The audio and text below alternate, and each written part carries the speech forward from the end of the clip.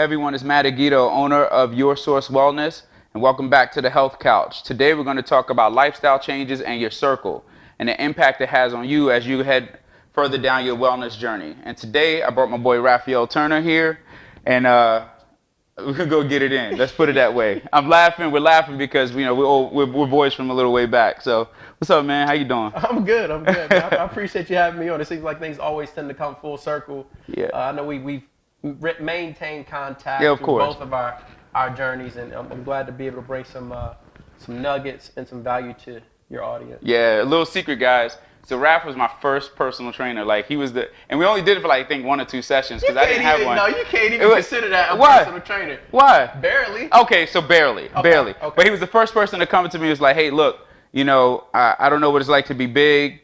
And, you told me your whole story, but then at the same time, let me help you get a little bit better at what you're trying to do. So we did 1 or 2 sessions, so we didn't really get it in, but it was pretty cool. But to jump right on into this, man, what are you doing these days? Well, obviously, former personal trainer. Uh-huh. We talked a little bit while I was at the gym. That's I was right. plotting my escape. That's right. Because I've always been around baseball. Baseball has always been my first love. Being a college athlete, playing the game at a professional level, opened up my baseball organization here in Charlotte, and had that for a little bit over 3 years. Uh-huh.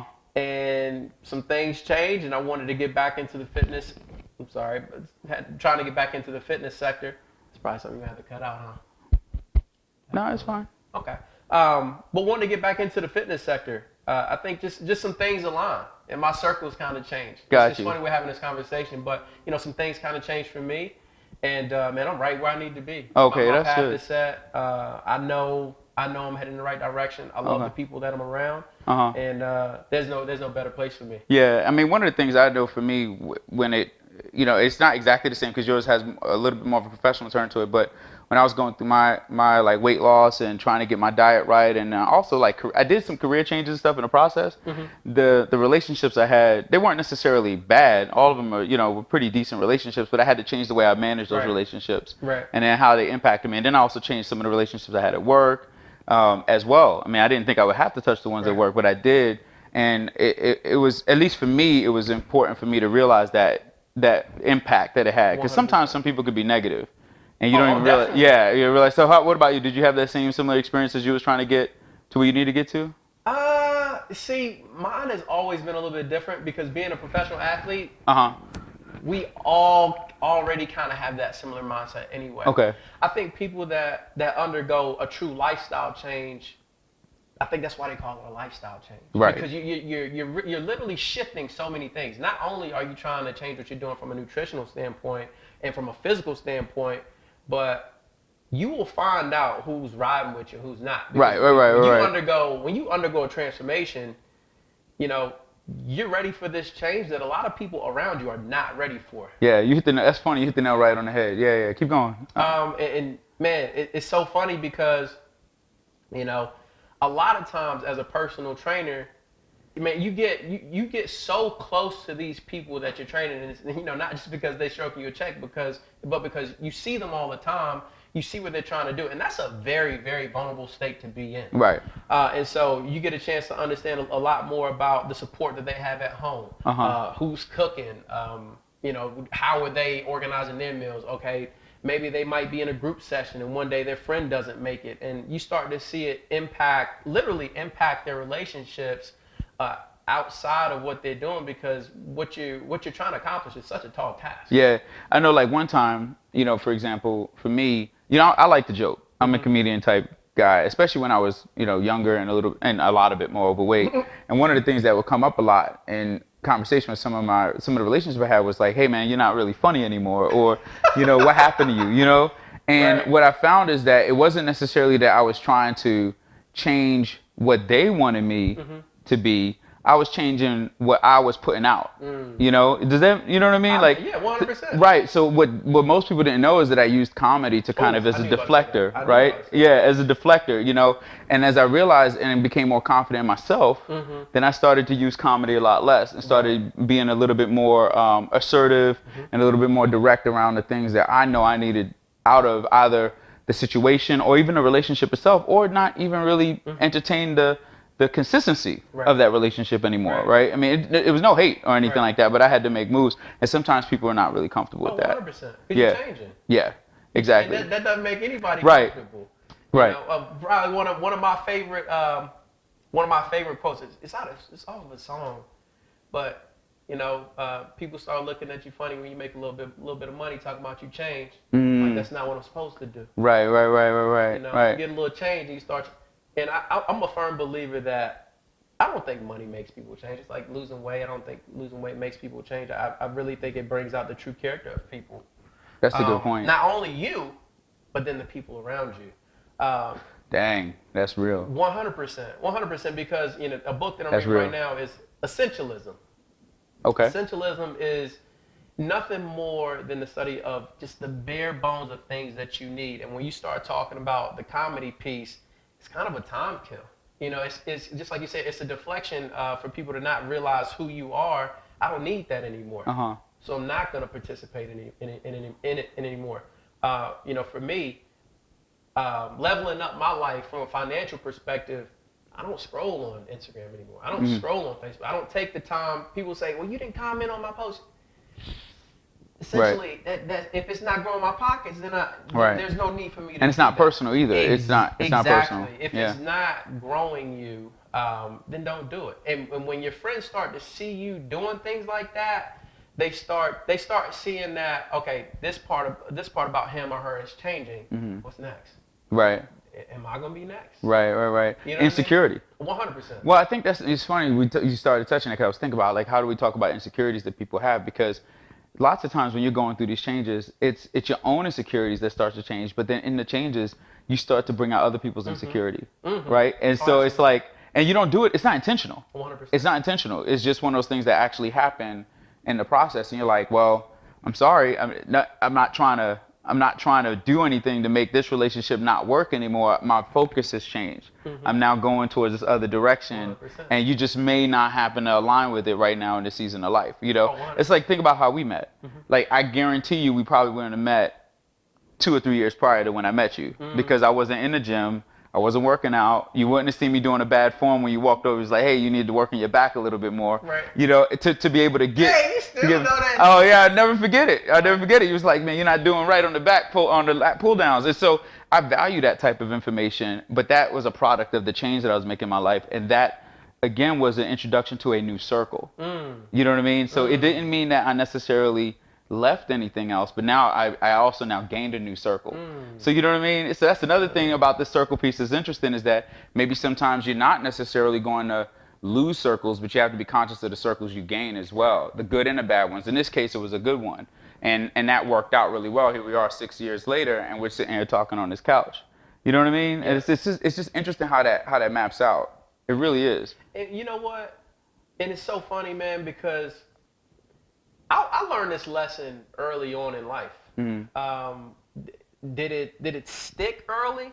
No. Was I being taught it early? Yes. I can remember days where I would come home, and I always typically have about the same friends based on what I was interested in at the moment, kind of like what we're talking about right now. That really determined my circle. Okay. And so, I've always been a comedian, just like what you say. Right. For you, that was your deflection piece. Right, it was. Emotion is a very vulnerable place for me as a guy. Oh, and got so it. what I use a lot of times to deflect is my comedy. Sometimes I don't know if we necessarily have to. It's hard. It's really hard, I think, at times to try to understand what these circles are going to even turn into. 100%. And what you plan on losing. Well, you really can't plan. You can't plan for it. And I think that's the part that's really difficult, is like, how do you plan to lose or gain new circles? And I think a lot of it has to do with just trying to adapt. Right. And then being able to be conscious about the relationships. They're not insensitive, just conscious about them. Because I think in some cases we can be, and speaking for myself, I was a little bit oblivious to it at first. And I think I created some levels of insensitivity in my communication to people. 100%. And as I became aware, I did make some of those very important relationships to me aware of the fact that I'm going through some changes. And some of them I just can't get around to. Right. You know what I mean? And so if I just couldn't get around to it, it wasn't me trying to be insensitive. It's just that I couldn't get around to tell them, hey, look, I'm going through something. I'm sorry, nothing personal. It's just you can't get everybody, right? That's not it's not possible. And then the ones that that are, I don't want to say are more important, you just got to make sure that you are keeping those people abreast in your life of what's going on and how you're going through it, at whatever level you want to tell them. Do you want to tell them the whole story, or do you want to just kind of drop it down a little bit? I think that's important to be able to know that as well. Do you ever find that professionally, like even in what you're doing right now with baseball and nutritional advocacy and so on and so forth, that you also still have some issues with or have had any run-ins with the circles you keep, or has it always been pretty good overall? Man, let me say that because that's a great question. A lot of times I think we're not aware, and we allow this natural evolution, if you will, we allow it to take place. But since I've been since I've literally dove in and immersed myself in nutritional advocacy, and making sure, reaching out to friends, because now I reach out to a lot of friends. Got you. Okay. Right? Okay. To a lot of my old friends, and see good. if they want to operate with me too. Oh, that's good. Yeah, it's made me kind of question the company that I keep. Okay. Because for me, I'm all about, first of all, my lifestyle, I want to live on my own terms. Got you. Right? Yeah. I can't see myself working 30, 40, 50 years for a retirement pension that I could barely live off on, if I'm even physically able to at that point in time. Like, I was speaking to a young kid probably about 2 weeks ago. His dad just retired at 65. 3 years later, he was diagnosed with ALS. There's no way I could ever let something like that happen to me. If I want to live, I want to live right now. Wow. And so in the process of me reaching out to a lot of these old friends and seeing if they want to work with me and kind of do what I'm doing, and a lot of them are not open-minded to the opportunity, not even listening to it. So it's really made me take a step back and look at how, at any point in time, like, what did I have in common with these people that don't want more from their lives? And I think when that happens, you really start to understand the concept that people talk about, that you are the average of the 5 people that you are. That's true. That's true. And what you touched on that. What you were touching on is interesting, because it makes me think about how the mindset that you have going into trying to basically think about your future. 100%. You know what I mean? It's and you've already said it to some degree, but just the way you're thinking about that whole mindset to think about your future, again, is creating new circles for you and evaluating the old circles, like you just said. And I think that's in some cases it's scary. It is. Because it's like you're used to this person. It is. It scared me. Yeah. Because for me, it's hard to, like, I can be honest with the person, and for example, he's probably going to end up seeing this. My best friend. Perfect example. My best friend we've been friends since like 14. And people that you're really close to, and it's probably my greatest asset as a person and as a coach, but it's also my greatest downfall, is that I'm so optimistic. Okay. And I only see the best in people. And I only want the best for people. But it bites me in the hind parts, because sometimes I want things for other people more than they want it. Yeah.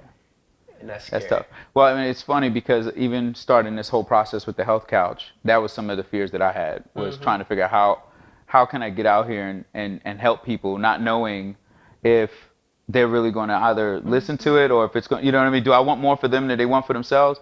And sometimes you got to leap, you just got to leap, and then hope and pray that whatever the response is what you're looking for. But at the same time, knowing, again, back to the circles you keep, or the circles you now influence, like this is probably influencing a whole different set of audience 100%. That I never even thought about. And I'm going to be honest with you, what I do and what I did on a personal level with baseball, I wasn't truly making the impact that I thought I would until I got away from the people that knew me the most, that were the closest to me. Got you. Because assumptions. Man, they just, it was like, for some reason, they just did not value what I did as much. And so, just like, if you decided tomorrow that you were going to rap, and you go to your boys and you say, guys, I just wrote a hot 16, you got to check this thing out.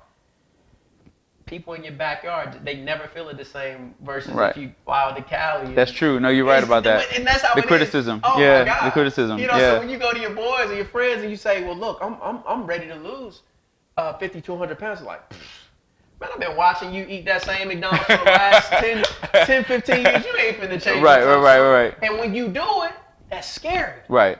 That's scary to a lot of people. You know what I'm saying? So. Well, it's crazy. You know, like I think about now, maybe it's self-conscious. I don't know, but this is probably my own like insecurities. But you know, I'm not the fat one in the group anymore. You know what I mean? And so that also changes the dynamics of the crew. Right. You know, to some degree. Right. And I don't know if they felt that way about it. I know I have. Right. You know, and I'm like, oh wow, like am I doing something different? Am I now bringing a different vibe to the group that I didn't have before? You know what I mean? Right. And am I no longer the joke? Right. Or the laugh is, you know what I mean? Am I no longer the ugly one? Right? I mean, that stuff happens. 100%. And so it's like, how do I now adapt to this new me in the old circles? Right. Because I'm still going to maintain them. I love them. You know what I mean? But then I had to go through that process too, and not try to be so insecure about myself, and still working through it. You know, still working through it. I'm 8 years into this. I'm still working through it. You know what I mean? And I think it's important for us to always realize that it's an iterative process. I use that term a lot. It's iterative. We're constantly having to change and adjust and adapt with whatever we're going through, whoever we're relating with over time. You know, I mean, that's important. I mean, we're not getting any younger either. It's not like we're that old, but we're not getting any younger. So we're going to be doing this for as long as we're around, you know? And I think that's important for us to be conscious of and to continue to do, is to make sure that we're evaluating the circles we keep, the circles we create, the new circles that we are attaining, right. And knowing how we're impacting those and what our roles are in that, from that perspective. I think a cool thing to really add on to that point is, you know, some people, they might be watching this and they're saying, well, how do I change my circle? How is that possible? How can I get something like that done? Mm-hmm. Open up the conversation. You know, just for us, man, that was like, literally 2 minutes. Yeah. But once you open up that conversation, there's always the ability to come back and kind of revisit conversations and interactions. So, you know, if you see somebody, maybe you're not where you want to be from a physical standpoint just yet, right. From a nutritional standpoint just yet, like you haven't hit your goals, but when you go to somebody and you ask them for their professional opinion, it shows a level of respect. And people, first of all, people just, they love seeming like experts. Everybody right. loves to be an expert. Everybody's got advice. Yeah. And people love talking about their kids, and they love talking about themselves. Right. So when you go to somebody, if you just go to somebody, you ask the right question, now that conversation is open to revisit at another time. And I think that's a good point. You know, developing a bond that way, because, you know, connecting, you know, this is what I've been doing for like the last year and a half. Connecting is nothing more than showing a common interest. You show a common interest, that's it. By the end of the conversation, hey, you on Facebook? Yeah, I'm on Facebook. Hey, add yourself real quick. Right. And stay connected that way. That, you know, and that could be the first small step, you know, just like from a financial standpoint. Right. A lot of people feel like, oh, well, that rich person right there, they don't want nobody, they ain't gonna get no advice. They don't want nobody else to get rich too. Right. When how do you know inside they're not waiting for you to come up to them, right. Versus, you know, doing something a different way. So like me, I'm huge on Instagram, what I do from a baseball perspective. Right. I get flooded with messages on a daily basis. Right. But I respect a lot more when somebody comes to me from a different perspective. So if I'm making a ton of money, so say if I'm like a Cam Newton, of course, I'm sure Cam gets a ton of fan mail saying, oh, Cam, I want to be like you. Right. But if you see Cam in the store, why not approach him from a different standpoint? Because those are the things that stand out. It's all about making an impression. It is. That's what it boils down to. And some impression is better than no impression. And also, when people come to me and, you know, sorry, but if you pay for my services, that shows me that you're serious. Right. Because people think I use price based on the value. Right. That's not why my price is now based on a method of filtering. Right. Because if you're not willing to pay that price, you're not serious about what you're doing. Right. It's funny. You even touch on circles in business, and I think that's important too. I think that's critical to know. Man, we can go so far into this conversation because now you're talking about the type of people you do business with. 100%. And I think that's also important for us to realize that has an impact on us on a day-to-day basis, and it can have an impact on them long-term too. So you're saving them time too. Oh, absolutely. It sounds crazy. It sounds self-serving, but you're actually saving them time as well. And as long as you know where you stand, like 100%. you just presented right now with the type of business you're doing and the clientele you're trying to attract, you're trying to ensure that your circle from a business standpoint, which is your clientele, Mhm. is maintained at a certain standard, Oh, certain 100%. level in order for you to be able to go forward because you don't want it to hold you back. Oh, 100%. And I think that's critical, really, really critical. Man, dude, thank you so much, man. This has Oh, been man, we like done? amazing. Yeah, we done. What do you mean we done? Hey, man, I was, look. You want to go in some more, don't you? Oh, just a little bit. Yo, you're hilarious, man.